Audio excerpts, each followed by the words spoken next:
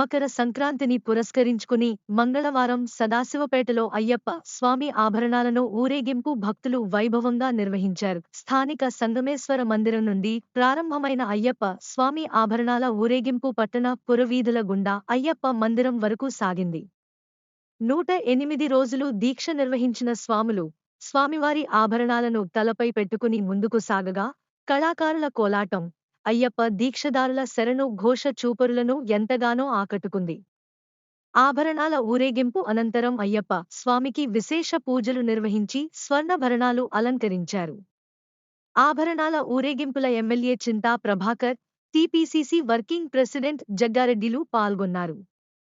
ఎటువంటి అవాంఛనీయ సంఘటనలు జరగకుండా స్థానిక సీఐ మహేష్ గౌడ్ ఆధ్వర్యంలో పోలీసులు గట్టి బందోబస్తు ఏర్పాటు చేశారు. ఈ కార్యక్రమంలో అధిక సంఖ్యలో భక్తులు, మహిళలు, ప్రజా ప్రతినిధులు పాల్గొన్నారు.